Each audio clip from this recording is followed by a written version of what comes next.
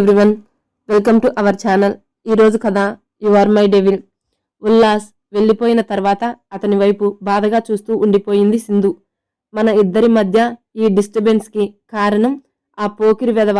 వాడి వల్లే మనకి హడావిడిగా పెళ్లి జరిగిపోయింది. ఆ రోజు కాల్ తర్వాత జరిగింది గుర్తు తెచ్చుకుంది. చిన్న ఫ్లాష్ బ్యాక్. సింధుని ఏడిపిద్దామని ఉల్లాస్ ఆమెకి కాల్ చేసి కొన్ని అల్లరి మాట్లాడి పెట్టేసిన తర్వాత వాళ్ళ మాటలు విన్న సింధు తల్లి ఈ విషయం సింధు ఫాదర్కి చెప్పింది. మొత్తం విన్న ఆయన ఏం చేయమంటావు అని అడిగారు. ఏం చేయమంటారు, దానికి పెళ్లి చేయమంటాను అంటుంది. అమ్మాయి ఎవరినో ప్రేమిస్తుంది అంటుంది కదే. ఆయన అంటుంటే నేను పెళ్లి చెయ్యండి అనేది ఆ అబ్బాయితోనే. మన ఎంక్వైరీలో ఆ అబ్బాయి మంచివాడు అని తెలిసింది. వాళ్ళ అమ్మగారితో మాట్లాడి ముహూర్తాలు పెట్టించండి.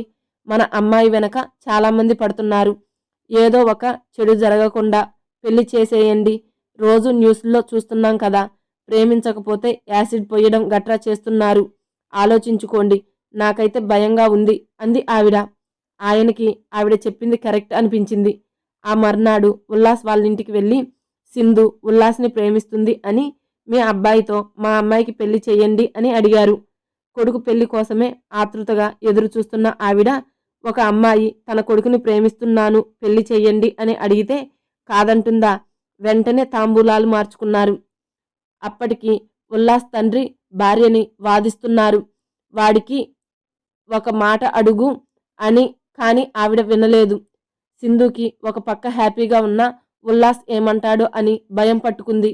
ఉల్లాస్ కాశ్మీర్ నుండి వచ్చి తిరిగి విక్రమ్ కోసం వెళ్తుంటే పెళ్లి వార్త చెప్పి పెళ్లి చేసుకోమని అడిగింది ఉల్లాస్ తల్లి. ఇప్పుడు కాదు, తర్వాత చేసుకుంటాను, విక్రమ్ ప్రాబ్లంలో ఉన్నాడు అన్నాడు.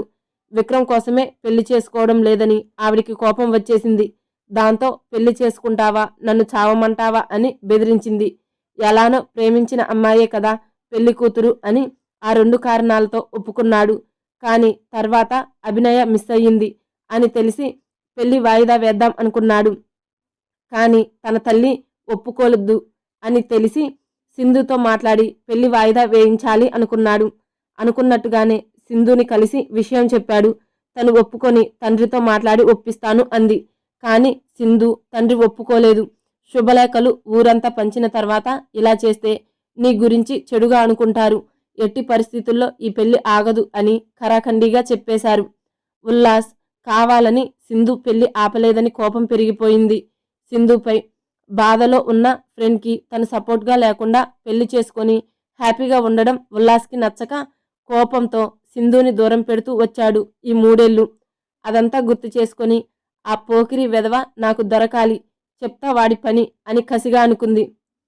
ఆ పోకిరి వెధవ ఉల్లాస్ అని తెలిస్తే సింధు రియాక్షన్ ఏంటో, ఉల్లాస్ పొజిషన్ ఏంటో. పాపం ఫ్యూచర్లో దారుణంగా కొట్టిద్దిలే.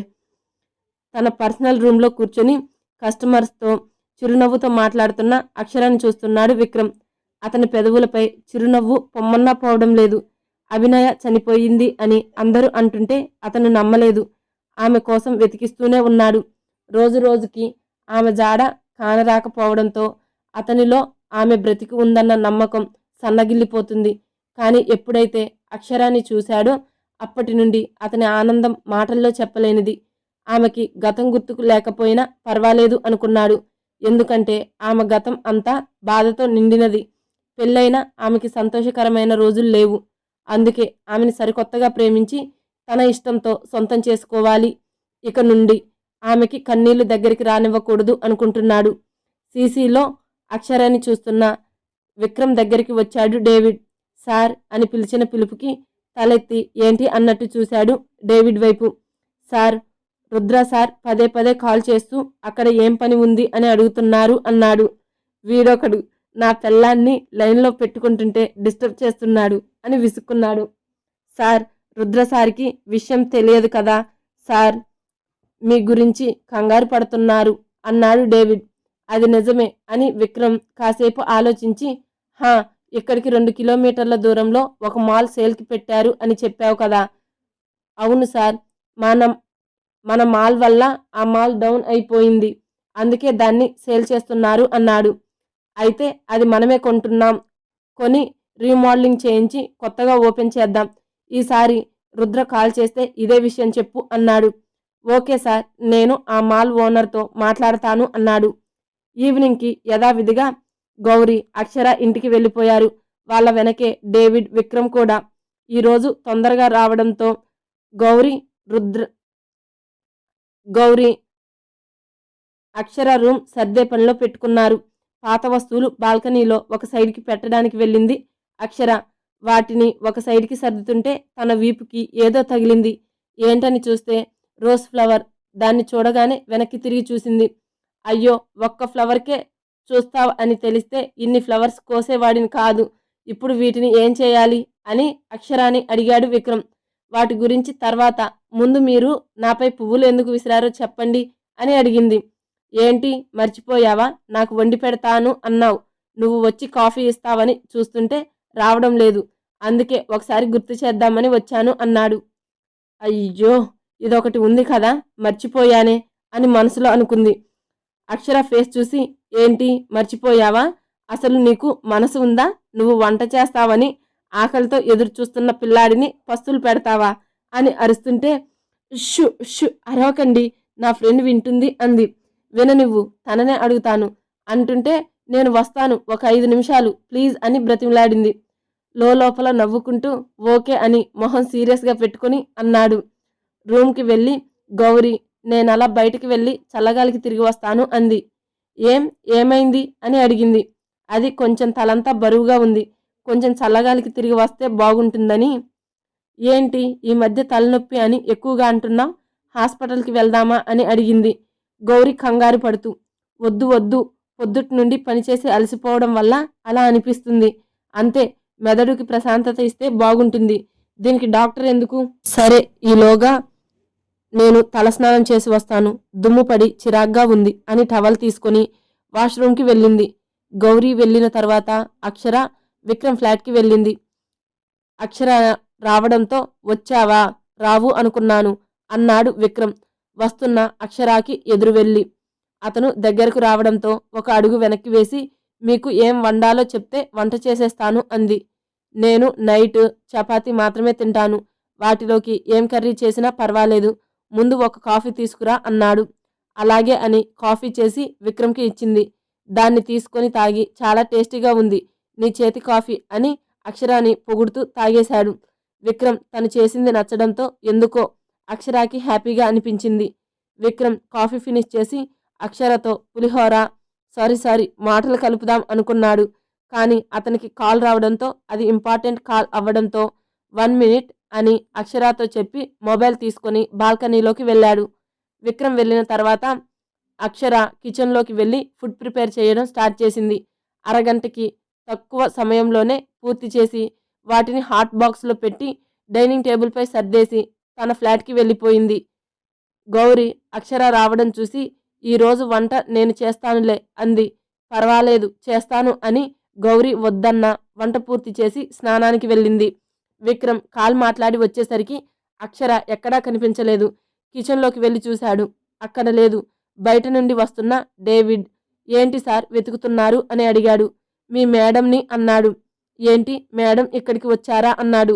అవును, నాకు కాఫీ కూడా ఇచ్చింది. నైట్ డిన్నర్లోకి ఏం వండాలి అని అడిగి ఎక్కడికి వెళ్ళిపోయింది అంటుంటే డేవిడ్ డైనింగ్ టేబుల్పై చూసి, సార్ మేడం ఫుడ్ ప్రిపేర్ చేసి వెళ్ళిపోయినట్టున్నారు అన్నాడు. విక్రమ్ కూడా డైనింగ్ టేబుల్పై ఉన్న బాక్సెస్ చూసి, అప్పుడే వండేసిందా? ఇది ఫాస్ట్ అని తెలుసు, మరి ఇంత సూపర్ ఫాస్ట్ అని తెలియదు. అదేంటి సార్ అని అడిగాడు డేవిడ్. మరి నేను కాల్ మాట్లాడి వచ్చేలోపు వండేసి వెళ్ళిపోయింది. నేను అరగంట కూడా మాట్లాడలేదు. అయితే నిజంగా మేడం సూపర్ ఫాస్ట్ సార్ అన్నాడు. హా అవును, ఫుడ్ ఆర్డర్ చేయి అన్నాడు విక్రమ్. విక్రమ్ మాటలకి షాక్ అయ్యి, ఏంటి సార్ ఫుడ్ ఉండగా ఆర్డర్ పెట్టమంటున్నారు అని అయోమయంగా అడిగాడు. చెప్పింది చెయ్యి, ఇలా ఎందుకు చేశానో నీకు రేపు మార్నింగ్ చెప్తాను అని ఫ్రెష్ అవ్వడానికి రూమ్కి వెళ్ళాడు. ఏంటో ఈయన అని డేవిడ్ జుట్టు పిక్కొని ఫుడ్ ఆర్డర్ పెట్టాడు. అక్షర వంటలు ముక్కుపుటాలు తాకుతుంటే ఆర్డర్ పెట్టిన ఫుడ్ చూసి, సార్ ఆ టేస్టీ వంటలు వదిలి ఈ గడ్డి తినలేకపోతున్నాను సార్ అన్నాడు డేవిడ్ ఏడుపు మొహం పెడుతూ. నువ్వు స్మెల్ చూసే అలా అంటున్నావు, నేను తన వంటలు రుచి చూసిన వాడిని, మరి నేనెలా తినగలుగుతున్నాను అన్నాడు. ఎందుకు సార్ మేడం ఫుడ్ వండినా బయట తెప్పించుకొని తింటున్నారు అని అడిగాడు. మీ మేడం నేను రాకుండానే ఫుడ్ వండేసి నాకు చెప్పా పెట్టకుండా వెళ్ళిపోయింది. అందుకే నాకు కోపం వచ్చింది. మీకు కోపం వచ్చింది అని మేడంకి ఎలా తెలుస్తుంది సార్? తెలుస్తుంది, రేపు వస్తుంది, రావడమే కాకుండా ఈసారి తినిపించి వెళ్తుంది అన్నాడు. అదెలా సార్ అని అడిగాడు. ఇలా అని ఒక ప్లాన్ చెప్పి నీ వల్లే అవుతుంది అన్నాడు. విక్రమ్ ప్లాన్ విని చూస్తూ ఉండండి సార్, యాక్టింగ్ అదరగొట్టేస్తాను అన్నాడు నవ్వుతూ. నెక్స్ట్ డే మార్నింగ్ లేచిన అక్షర బాల్కనీలోకి వెళ్ళి పూజ చేస్తూ విక్రమ్ బాల్కనీలోకి చూసింది. అతను ఎక్కడా కనిపించకపోవడంతో నిన్న అంటే ఎలాగో వండేశాను, ఈరోజు ఎలానో అని ఆలోచిస్తూ పూజ పూర్తి చేసుకొని లోపలికి వెళ్ళింది. గౌరీ ఇంకా నిద్రపోతూ ఉండడంతో ఆమె లేవక ముందే విక్రమ్కి కావలసినవి వండేయాలి అని ఫిక్స్ అయ్యి డ్రెస్ మార్చుకోవడం మర్చిపోయి విక్రమ్ ఫ్లాట్కి వెళ్ళింది. కాలింగ్ బెల్ కొట్టగానే డేవిడ్ డోర్ తీసి రండి సిస్టర్, మా బాస్ చెప్పారు మీ గురించి అన్నాడు అక్షర లోపలికి రావడానికి దారి ఇస్తూ. అక్షర చిన్న చిరునవ్వు నవ్వి లోపలికి వెళ్ళింది. నిజంగా మేడం ఎంత లక్షణంగా ఉన్నారు, విక్రమ్ సార్ ఆమెపై ప్రాణం పెట్టుకోవడంలో తప్పు లేదు అనుకున్నాడు. అక్షర కిచెన్లోకి వెళ్తూ అన్నయ్య మీ సార్కి నా వంటలు నచ్చాయా అని ఆతృతగా అడిగింది. అలా ఎందుకు అడిగింది తనకే తెలియదు. సార్ నైట్ ఫుడ్ తినలేదు సిస్టర్, నేను బయట నుండి వచ్చేసరికి చేతి కట్టుతో ఉన్నారు, ఏమైంది అని అడిగితే చాలా సీరియస్ అయ్యారు. సార్కి బయట ఫుడ్ పడదు, హోమ్ ఫుడ్ టేస్ట్ ఎలా ఉన్నా తింటారు, కానీ నైట్ నేను వచ్చేసరికి ఏమైందో తెలియదు, మీకు తెలుసా అని అడిగాడు. డేవిడ్ అలా చెప్పగానే అక్షర మొహం డల్గా అయిపోయింది. నేను వంట చేసి టేబుల్పై పెట్టేసి వెళ్ళిపోయాను, తర్వాత ఏం జరిగిందో తెలియదు అంది. అవునా, మార్నింగ్ నుండి రూమ్ నుండి బయటికి రాలేదు, కాఫీ ఇచ్చినా వద్దని సీరియస్గా చెప్పి మొహంపై డోర్ క్లోజ్ చేశారు అని నీరసంగా అన్నాడు డేవిడ్. అయ్యో, నిన్న రాత్రి నుండి ఏం తినలేదా అని కంగారుగా పడింది. అవును సిస్టర్, మీరు ఏమీ అనుకోకపోతే మిమ్మల్ని ఒకటి అడుగుతాను అన్నాడు.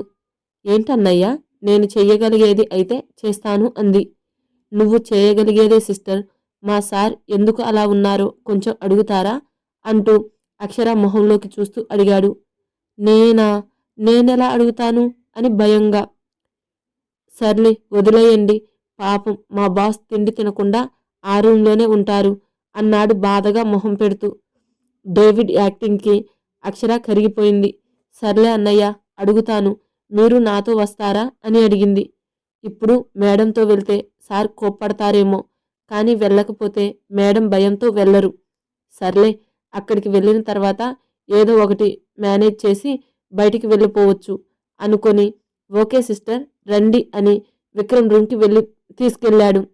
అప్పటి వరకు డోర్ దగ్గర నిలబడి వాళ్ళ మాటలు విన్న విక్రమ్ అక్షర రావడంతో ఫాస్ట్గా బెడ్పై కూర్చొని చేతికి బ్యాండేజ్ వేసుకొని ఆ చేత్తోనే కష్టంగా వర్క్ చేస్తున్నట్టు యాక్టింగ్ స్టార్ట్ చేశాడు. డేవిడ్ అక్షర డోర్ ఓపెన్ చేసుకుని లోపలికి వెళ్లారు. డోర్ సౌండ్కి తలెత్తి చూసిన విక్రమ్ అక్షరాన్ని చూస్తూ ఉండిపోయాడు. లైట్ పింక్ కలర్ లంగావోని వేసుకొని తడికూరులకు క్లిప్లో బంధించి ఫేస్కి పసుపు రాసుకొని వైట్ స్టోన్ బింది, దాని కింద కుంకుమ బొట్టు పెట్టింది. చెంపల కింద గంధం పూసుకుంది. పాపిట్లో బొట్టు, మెడలో తాళి లేకపోయినా ఒక ముత్తైదువులా రెడీ అయింది. డేవిడ్ కాల్ వస్తున్నట్టు యాక్ట్ చేసి అవునా వస్తున్నా, ఇప్పుడే స్టార్ట్ అవుతున్నాను అని కంగారుగా బయటికి వెళ్ళిపోయాడు. డేవిడ్ మాటలకి విక్రమ్ తేరుకొని చూపు తిప్పుకున్నాడు. కానీ అక్షర వైపు చూడకుండా ఉండడం కష్టంగా ఉంది అతనికి. డేవిడ్ వెళ్ళిపోవడంతో అక్షర కంగారు పడింది. తను వెళ్ళిపోదాం అనుకుంది. కానీ విక్రమ్ నిన్నటి నుండి ఏం తినలేదు అని డేవిడ్ మాటలు గుర్తొచ్చి సార్ మీరు నిన్న నైట్ ఎందుకు తినలేదు, మీరు చెప్పినవే వండాను కదా అని అడిగింది. వండితే సరిపోతుందా అన్నాడు. మరేం చెయ్యాలి అని అయోమయంగా అడిగింది. దగ్గరుండి వడ్డించాలి, కానీ నువ్వు వండి నా మొహాన కొట్టి వెళ్ళిపోయావు అన్నాడు. మొహాన కొట్టి వెళ్ళలేదు సార్, టేబుల్పై పెట్టి వెళ్ళాను అంది అమాయకంగా. ఏంటి పంచులేస్తున్నావా అని సీరియస్గా చూడగానే నేను పంచులు వేయడం లేదు ఏంటి సార్, మీరు అడిగిన దానికి చెప్పాను అంది కంగారుగా. అదంతా వదిలే, నువ్వు నిన్న నాకు వడ్డించకుండా వెళ్ళిపోయావు అన్నాడు. వడ్డించకపోతే తినలేరా? అయినా మీరు వండమని మాత్రమే చెప్పారు అంది. నేను వండమని చెప్పలేదు, వండి పెట్టమని చెప్పాను అని నొక్కి చెప్పి, సర్లే ఏదో హడావిడిలో వెళ్ళిపోయావు అని వడ్డించుకొని తిందామనుకొని చెబుతూ అక్షర వైపు చూసి, తర్వాత ఏంటి అని అడగవా? హా అడుగుతాను, తింటున్నారు అంది కంగారుగా. లేదు, ఇంకా తినలేదు. చపాతీలో నిమ్మకాయ ఆనియన్ కాంబినేషన్ బాగుంటుంది అని నిమ్మకాయ కట్ చేశాను, కానీ ఆనియన్ కట్ చేయడం రాదు, దాంతో వేలు కట్ అయ్యింది అని వేలు చూపించాడు. చూపుడు వేలికి బొటన్ వేలికి ఉండలా చుట్టేసిన బ్యాండేజ్ చూసి, అదేంటండి కట్టు అలా కట్టారు అని అడిగింది. ఇప్పుడు నీకు కట్టు గురించి తెలియాలా, దాని వెనుక ఉన్న గాయం గురించి తెలియాలా అని కోపంగా అడిగాడు. దెబ్బకి బెదిరిపోయి గాయం గురించే కావాలి అంది బెదురుగా. అది ఇంతకీ నేనెక్కడి వరకు వచ్చాను అని అడిగాడు. ఉల్లిపాయ కట్ చేస్తుంటే వేలు కట్ అయ్యింది అంది. అవును అదే, నువ్వు దగ్గరుండి వడ్డించి ఆనియన్ కట్ చేసి ఇస్తే నాకు ఈ గాయం తగిలేది కాదు. నేను నిన్నటి నుండి పస్తులు ఉండేవాణ్ణి కాదు. ఇదంతా నీ వల్లే కదా అన్నాడు. అవును నా వల్లే అని మళ్ళీ తను ఏమందో గుర్తొచ్చి, నేనెందుకు కారణమవుతాను సార్? అయినా వేలు కట్ అయితే స్పూన్తో తినాలి కానీ తినడం మానేస్తారా? అది నా వల్ల అనడం ఏం బాలేదు అంది. నాకు స్పూన్తో తినడం అలవాటు లేదు. ఇక ఇదంతా అనవసరం. నేను తింటే నీకేంటి, తినకపోతే నీకేంటి? నీ పని వండడమే కదా, వండి వెళ్ళిపో అని సీరియస్గా ల్యాప్టాప్లో తలదూర్చాడు. అక్షరాకి చాలా బాధగా అనిపించింది.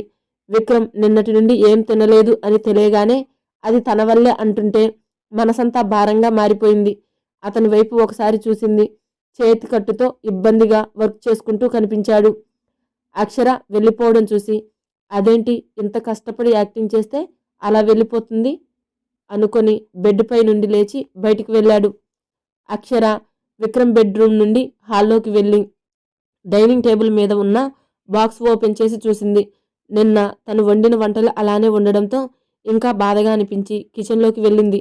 ముందుగా విక్రమ్కి కాఫీ కలపాలని స్టవ్ పై పాలు పెట్టి ఫ్రిడ్జ్ ఓపెన్ చేసి చూస్తే దోశల పిండి కనిపించింది. పిండి తీసి కారం దోశలు వేయాలని వాటికి కావలసినవి తీసుకొని ప్రిపేర్ చేస్తుంది. 15 మినిట్స్లో బ్రేక్ఫాస్ట్ రెడీ చేసింది. బొంగరంలా కిచెన్లో తిరుగుతున్న అక్షర తన కళ్ళు కూడా అలానే తిప్పి ఆమె వైపు చూస్తున్నాడు విక్రమ్. అక్షర కిచెన్లో పని పూర్తి చేసుకుని వస్తుంటే విక్రమ్ ఫాస్ట్గా తన రూమ్కి వెళ్ళిపోయాడు. అక్షర విక్రమ్ రూమ్కి వెళ్ళి, సార్ టిఫిన్ తినండి, రెడీ చేశాను అంది. చెప్పావు కదా వెళ్ళు అని ఆమె వైపు చూడకుండా చెప్పాడు. కొన్ని క్షణాలు అక్కడే నిలబడి బయటికి వెళ్ళిపోయింది. ఏంటి కొంపతీసి వెళ్ళిపోయిందా అనుకొని లేస్తుంటే టిఫిన్ ప్లేట్తో వస్తూ కనిపించింది. దాంతో ఆమె వైపు చూడనట్టుగా యాక్ట్ చేస్తూ వర్క్ చేసుకుంటున్నాడు. అక్షర ప్లేట్తో రావడం అయితే వచ్చింది, కానీ అక్కడి నుండి అడుగు పడడం లేదు. విక్రమ్కి టిఫిన్ తినిపించాలి అనుకుంది, కానీ ఇప్పుడు ఏదో తెలియని ఫీలింగ్ ఆమెని ఆపేస్తుంది. ఒక్క క్షణం వెనక్కి వెళ్ళిపోదామనుకుంది, కానీ ఆకలితో ఉన్న విక్రమ్ను చూసి అతని ముందుకు వెళ్ళింది. అక్షర తన దగ్గరికి రావడంతో తలెత్తి చూసి ఏంటి అని అడిగాడు. అది మీకు టిఫిన్ అంటుంటే చేశాను అని చెప్పావుగా, ఇక వెళ్ళు అన్నాడు. అది కాదు, మీకు టిఫిన్ తినిపించడానికి వచ్చాను అంది. ఆమె ఆ మాట చెప్పగానే విక్రమ్ గాల్లో ఫ్లై చేశాడు. కానీ ఆ ఆనందం పైకి చూపించకుండా, నీకు ఇష్టమైతే తినిపించు, బలవంతంగా పెట్టినా నాకు అరగదు అన్నాడు. అయ్యో లేదు ఇష్టమే అంది. ఏంటి ఇష్టమా, నేనంటే అన్నాడు చిలిపిగా. హా మీరంటే ఇష్టం అని నేనెప్పుడు చెప్పాను? ఇప్పుడే చెప్పావు కదా, తినిపించడం ఇష్టం అని చెప్పాను. తినిపించడం ఇష్టమైతే నేనంటే కూడా ఇష్టం కదా, నేనంటే ఇష్టం ఉంటేనే తినిపిస్తావు కదా అన్నాడు. అక్షర బిక్కమొహం వేసుకొని, మీరు నన్ను తికమకలో పడేస్తున్నారు అంది. సర్లే ఇష్టాలు తర్వాత చూసుకుందాం, ముందు పెట్టు, బాగా ఆకలి వేస్తుంది, అసలే నిన్నటి నుండి ఏం తినలేదు అన్నాడు అమాయకంగా. విక్రమ్ ఆకలి అనడంతో ఫాస్ట్గా దోశ తుంచి అతని నోటికి అందించింది. విక్రమ్ ఆమె కళ్ళలోకి చూస్తూ ఆమె చేతిలో ఉన్నది అందుకున్నాడు. అతని పెదవులు గరుకైన మీసాలు తన వేలిని తాకగానే శరీరాన్ని ఒక్కసారిగా కరెంట్ షాక్ కొట్టినట్టు వైబ్రేట్ అయ్యాయి. బ్లడ్ లావా కంటే వేడిగా అయిపోయింది. బిగుసుకుపోయి అక్షరాన్ని చూసి నిలబడి, ఎంతసేపు పెడతావు, రా ఇలా కూర్చో అంటూ ఆమె చేతిని పట్టుకుని బెడ్పై కూర్చోబెట్టాడు. ట్రాన్స్లో నుండి బయటకు వచ్చి విక్రమ్ వైపు చూస్తే ఆ పెట్టు అని నోరు తెరిచాడు. ఈసారి తినిపించేటప్పుడు ఆమె చేతులు వణికాయి. ఆఖరికి కష్టపడి ఏదోలా తినిపించింది. విక్రమ్ అక్షర ఫేస్ చూస్తే నవ్వు వస్తున్నా నార్మల్గా ఉంటూ ఆమె పెట్టింది తినేశాడు. ప్లేట్ తీసుకొని బయటకు వెళ్తున్న అక్షరాకి గౌరీ మాటలు గట్టిగా వినిపించాయి. ఆమె వాయిస్ విని విక్రమ్ కూడా బయటికి వచ్చాడు. బద్ధకంగా నిద్రలేచిన గౌరీ అక్షర కోసం కిచెన్లోకి వెళ్ళింది. కానీ అక్కడ అక్షర కనిపించలేదు. బాల్కనీలోకి వెళ్లి చూస్తే అక్కడ పూజ చేసినట్టు ఉంది. ఎక్కడికి వెళ్ళింది? ఈ టైంకి లంచ్ టిఫిన్ అన్నీ రెడీ చేసేది కదా అనుకుంది. కిచెన్ని రాత్రి ఎలా సర్దిందో అలానే ఉండడంతో డోర్ ఓపెన్ చేసుకుంటూ అక్షర కోసం బయటకు వెళ్ళింది. వెళ్తూ వెళ్తూ విక్రమ్ ఫ్లాట్ ముందు ఉన్న అక్షర చెప్పులు చూసి అనుమానంగా విక్రమ్ ఫ్లాట్కి వెళ్తుంటే ఫోన్ మాట్లాడి వస్తున్న డేవిడ్ గౌరీ తమ ఫ్లాట్కి వెళ్లడంతో కంగారుగా ఆమె ముందుకు వచ్చాడు. ఏయ్ అమ్మాయి, ఎక్కడికి వెళ్తున్నావు? ఔటర్స్ లోపలికి వస్తే మా బాస్కి నచ్చదు అన్నాడు సీరియస్గా. పక్క వాళ్ళు ఫ్లాట్లోకి వెళ్లడం మీకే కాదు మాకు నచ్చదు అంది కోపంగా. అవునా, మరెందుకు వెళ్తున్నావు? లోపల మా ఫ్రెండ్ ఉందని వెళ్తున్నాను అంది. అలా అని మీ ఫ్రెండ్ చెప్పిందా అని వెటకారంగా అడిగాడు. కాదు, తన చెప్పులు చెప్పాయి అని అక్షర చెప్పులు చూపించింది.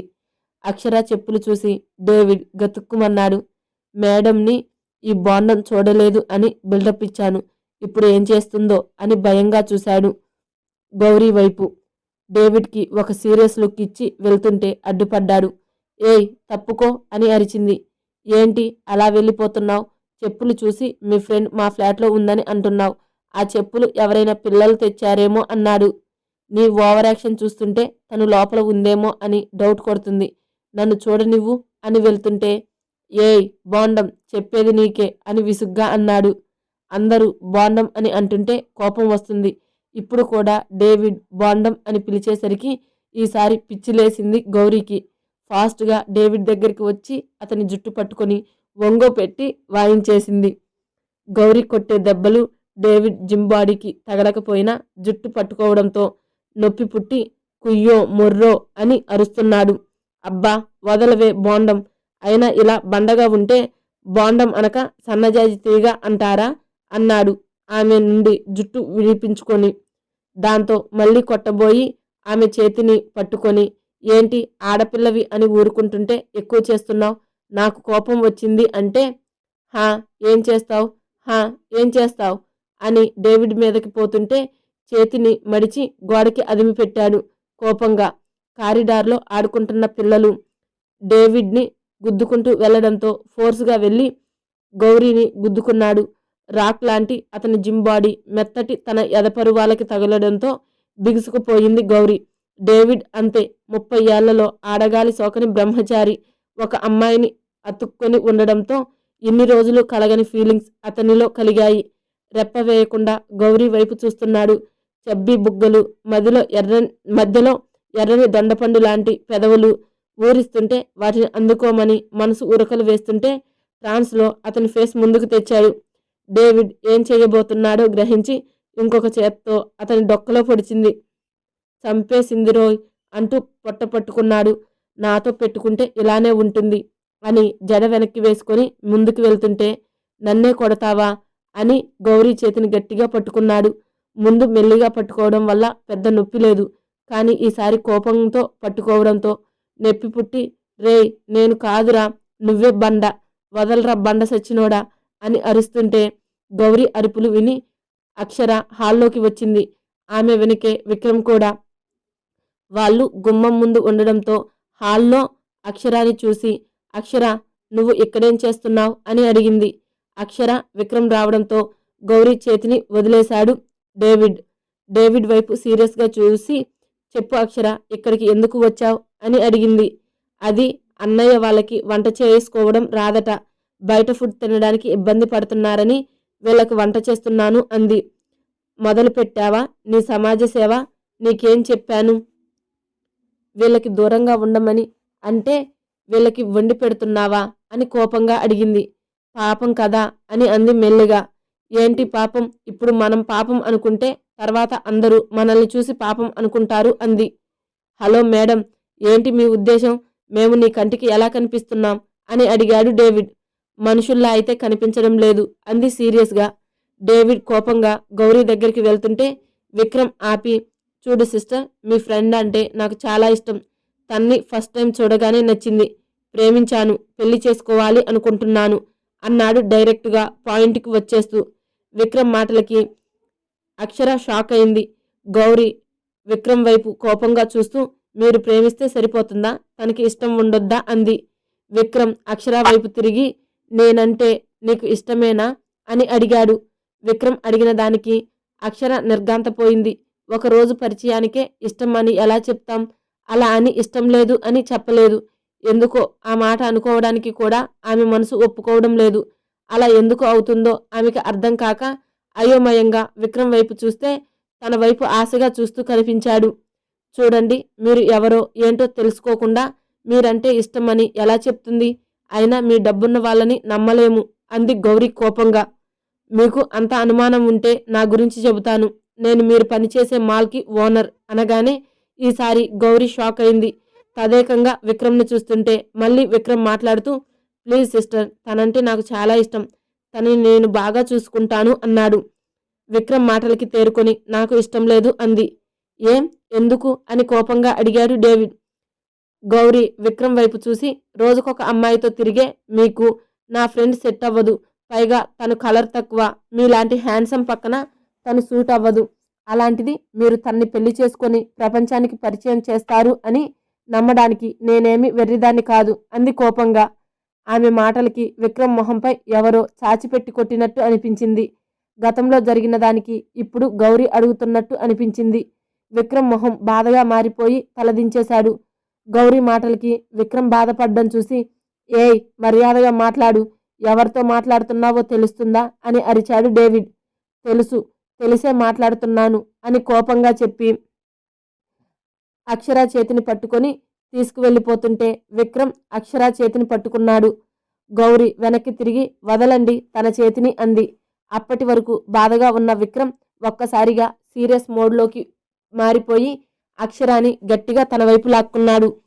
విక్రమ్ లాగిన ఫోర్స్కి గౌరీ చెయ్యి విడిపోయి విక్రమ్కి బల్లిగా అతుక్కుపోయింది అక్షర. హేయ్, వదలండి తన్ని అని అరుస్తుంటే హుష్ అంటూ గౌరీ వైపు ఉరిమి చూశాడు. అప్పటి వరకు సాఫ్ట్గా ఉన్న విక్రమ్ సడన్గా సీరియస్గా మారిపోయేసరికి విక్రమ్ చూపుకి భయపడి నోరు మూసేసి భయంగా విక్రమ్ వైపు చూసింది. నేను తనని నా దగ్గరికి తెచ్చుకోవడం నాకు చిటికలో పని. కానీ నిన్ను మర్యాదగా అడిగాను తనని నాకు ఇచ్చేయమని. నువ్వు ఇవ్వను అంటే వదిలేస్తాను అనుకున్నావా? నెవర్, షీ ఈజ్ మైన్ అంటూ అక్షర నడుం చుట్టూ చేయి వేసి తనలో అదుముకున్నాడు. అక్షర విక్రమ్ వైపు కళ్ళు పెద్దవి చేసి ఆశ్చర్యంగా చూస్తుంది తప్ప దూరం జరగడం లేదు. నీకు నేను ఇన్ఫర్మేషన్ మాత్రమే ఇస్తున్నాను. నీ పర్మిషన్తో నాకు పని లేదు. ఇక్కడ నేను కొన్ని రోజులు ఉంటాను, తర్వాత వెళ్ళిపోతాను. వెళ్తూ వెళ్తూ తనని కూడా తీసుకువెళ్ళిపోతాను. ఇది ఫిక్స్. మీరు కూడా ఫిక్స్ అయిపోండి. నేను ఒప్పుకోను. మీపై పోలీస్ కంప్లైంట్ ఇస్తాను అని తడబడుతూ అంది. డేవిడ్ గౌరీ దగ్గరికి వెళ్తుంటే విక్రమ్ ఆపేస్తూ, ఇస్తావా, ఇవ్వు అన్నాడు సైడ్ స్మైల్తో. ఆ నవ్వులో తెలుస్తుంది తను విక్రమ్ని ఏమీ చేయలేదు అని. గౌరీ ఫేస్ ఎక్స్ప్రెషన్ చూసి అక్షర వైపు చూశాడు. గుడ్లు బయటకి వచ్చేసేలా విక్రమ్ వైపే చూస్తుంటే ఆమెకి చిన్న స్మైల్ ఇచ్చి, దీనికే ఇలా అయిపోతే ఎలా, ఇంకా ముందు ఉంది, అప్పటికి దాచుకో అని కన్ను కొట్టాడు.